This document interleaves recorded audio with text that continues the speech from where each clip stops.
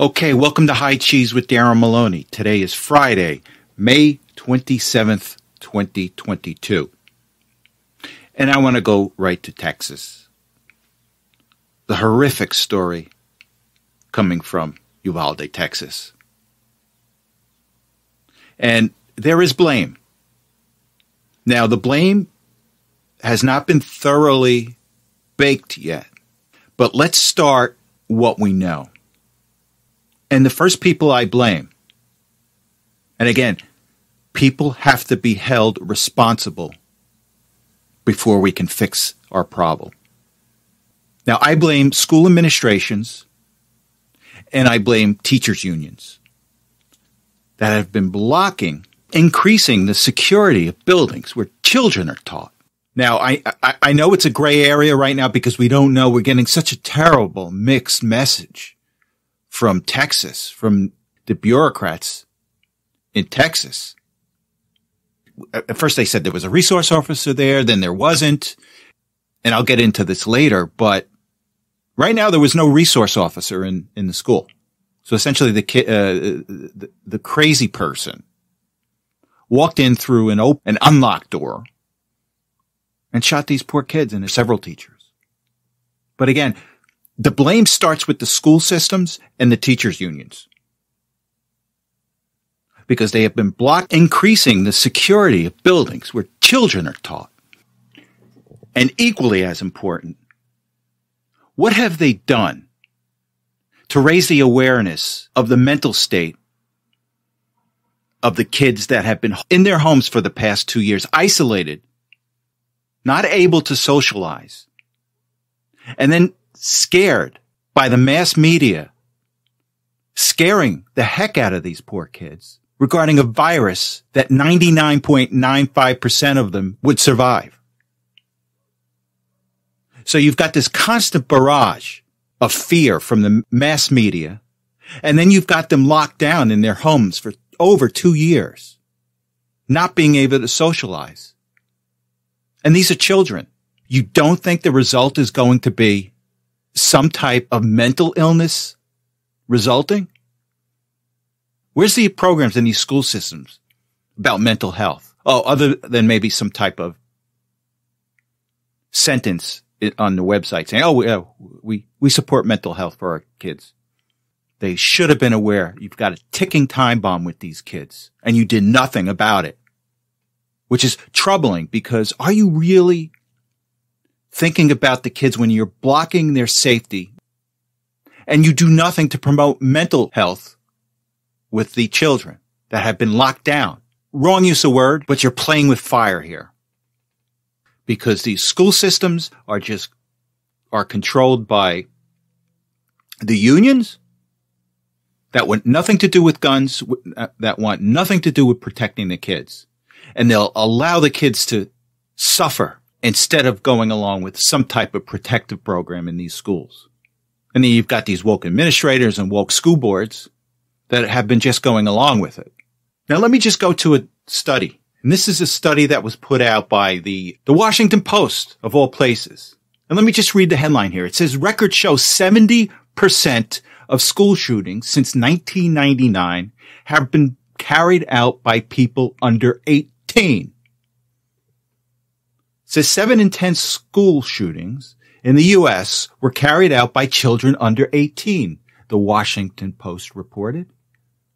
Since 1999, the median age of school shooters on K-12 campuses is 16 years old. So, instead of dealing with real emotional mental problems, you're pushing wokeness on these kids. You're having them question their sexuality. You're promoting transgenderism and pedophilia and grooming to young kids. And I think most of the shooters have been male. So you're promoting wokeness. You're promoting transgenderism to your students at the expense of male teenagers. Could that be by design? Just saying.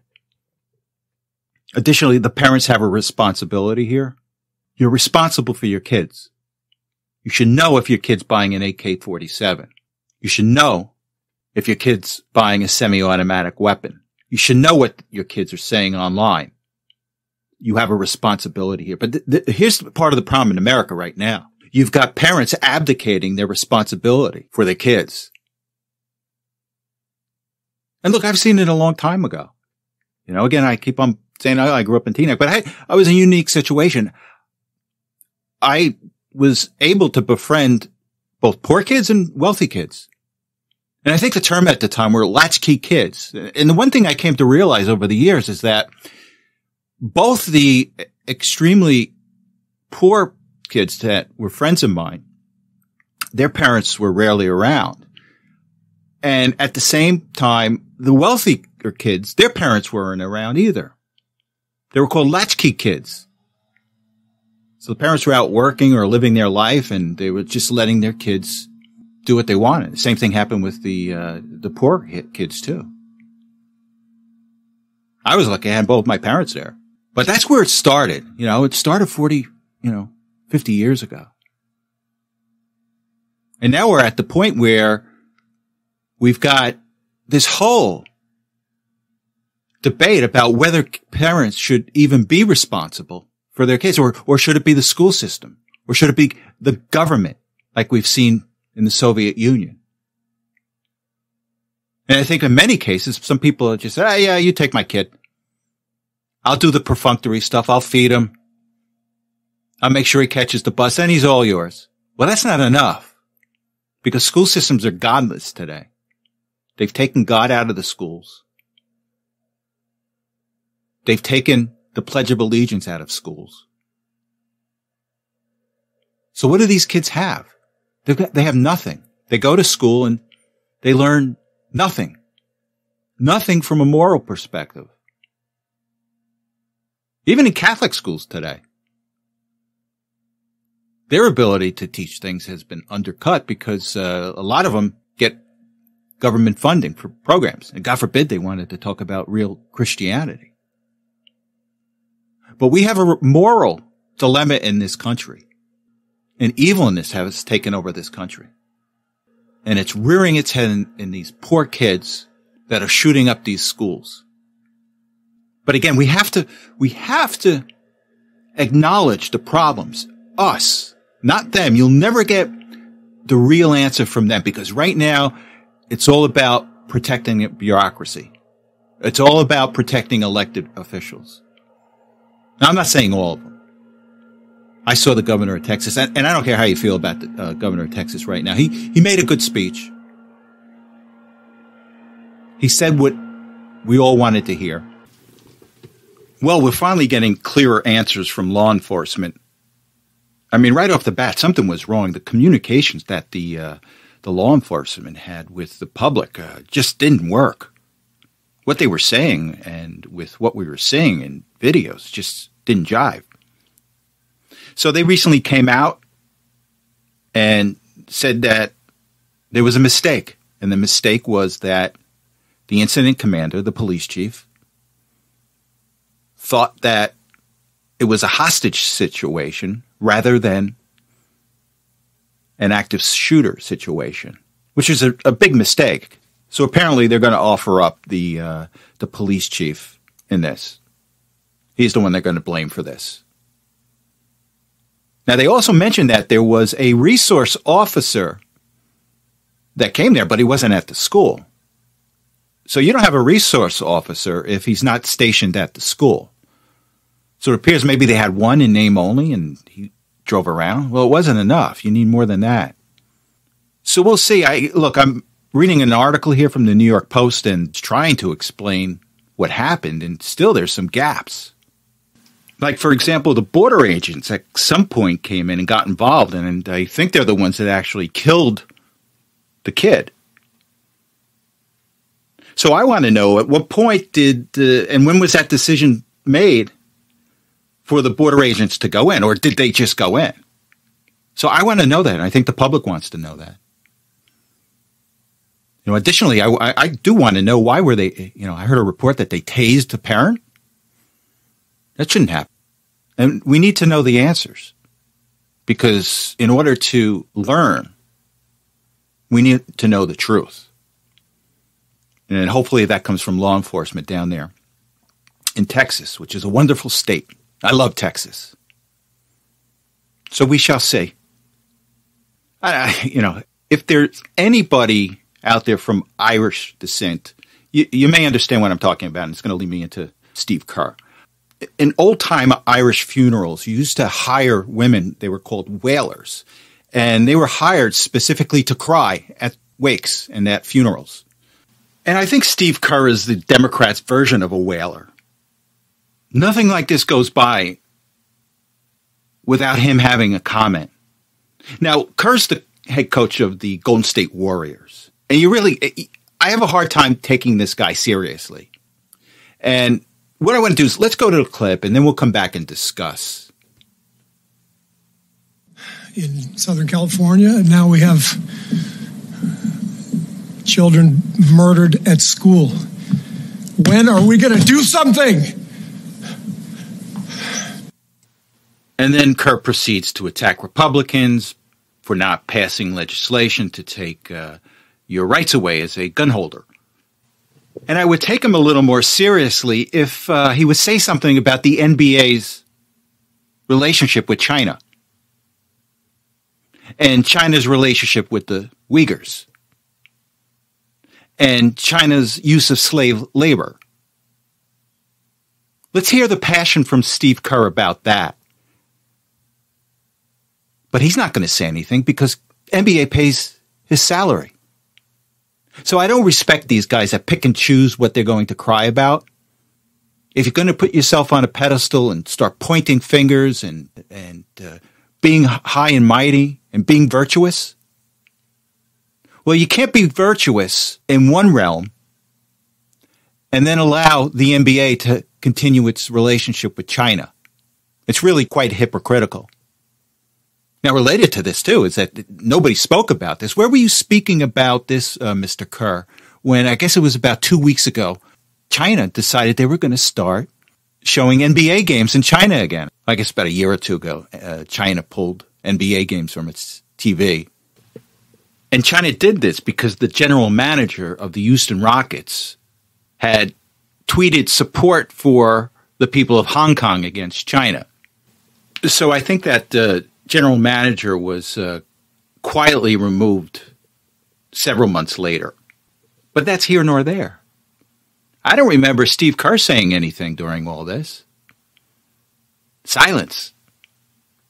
Because the NBA gives you your paycheck.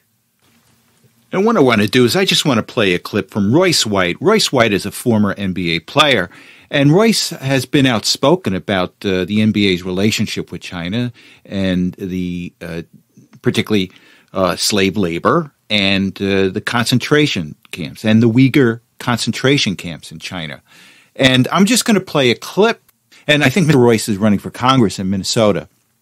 So anybody from Minnesota that's listening, you may want to take a look at him. So let me just play a clip from him, and then we'll come back. They want a tacit surrender. They want a cultural surrender, a preemptive social surrender, and that's what people like myself and the rest of the emerging populist movement won't stand for in this country. Is, do I see the problems with firearms? Of course, I'm a mental health advocate. I know we're all a day or two or situation away from being psychologically unstable, but I don't have I have no false notions about the psychological stability of the state and the people that sit in positions of power there either, and the danger of that. And the Second Amendment is the only thing keeping this country from becoming China. And Royce gets it. Royce gets the intent of the Second Amendment and why it has to be protected. Not Steve Kerr. Steve Kerr is all about politicizing this tragedy in Texas. And he wants to use that, as well as the Democrats, to take your guns away, essentially. Chip away at it. Chip away at your rights. But like Royce said in his last sentence, the only thing that is keeping us from becoming China are our guns. And it's funny. And one of the arguments these anti-gun people always make is that, well, when they made the Second Amendment, all they had were muskets. And, we have different weaponry today. And I'm just reading a cartoon here from one of these political cartoonists. And it says here, the Second Amendment, the first box. There's two boxes. First box says the Second Amendment, a well-regulated militia being necessary to the security of a free state. The right of the people to keep and bear arms shall not be infringed. And then the next box of the cartoon, it says the arms, and it shows a musket and a sword. But here's the interesting thing that they never point out. The arms that they're showing in this cartoon, the musket and the sword, these were the weapons of war at the time. We're not asking people today to arm themselves with weapons of war. You have to understand is that the left loves, they love to equate semi-automatic weapons with military weapons, and it's just not true. So you think about it. When the Second Amendment was adopted, the weapons of war were muskets, and the people were allowed to keep weapons of war. That's not the case today. Just remember that when somebody tells you that. When somebody tells you, well, they had muskets back then. Well, the muskets back then were the weapons of war. Semi-automatic weapons are not weapons of war. So I would make a case that those that had muskets when the Second Amendment was adopted were, relatively speaking, better off than we are today, because they were able to hold on to and to own weapons that the military had, thus protecting themselves from an oppressive government. The weapons we are allowed to hold today are lesser than what the military has. So my case would be relative to what the military used. We're in worse shape than when the Second Amendment was adopted. But I'm not worried. We can make do with what we have. Just don't take what we have away. Then a problem will be created. Okay, what I'm going to do now is I'm going to show you a clip of Donald Trump's address to the NRA this evening. And I thought it was good. What I did is I put together some small highlights from his speech. So let me go to the clip and then we'll discuss afterwards. It's about 2.5 minutes, but I think you'll like it. As we mourn for so many beautiful victims, I know that everyone here joins me in praying for the families who are suddenly missing the brightest light in their lives. We see their agony. We ask God to ease their suffering and to heal their pain. And together we grieve side by side as one great American family. Had even said on the horrible day of tragedy, we witnessed a now familiar parade of cynical politicians seeking to exploit the tears of sobbing families to increase their own power and take away our constitutional rights, to advance their own extreme political agenda. Even more repulsive is their rush to shift blame away from the villains who commit acts of mass violence and to place that blame onto the shoulders of millions of peaceful, law-abiding citizens. As always, in the wake of these tragedies, the various gun control policies being pushed by the left would have done nothing to prevent the horror that took place. Absolutely nothing. Unfortunately, ever since Columbine, we've been afflicted by a contagion of school shootings carried out by deeply evil, violent, and mentally disturbed young men. While we don't yet know enough about this week's killing, we know there are many things we must do. We need to drastically change our approach to mental health. There are always so many warning signs. Almost all of these disfigured minds share the same profile. When people see something, whether on social media or in school, they need to say something.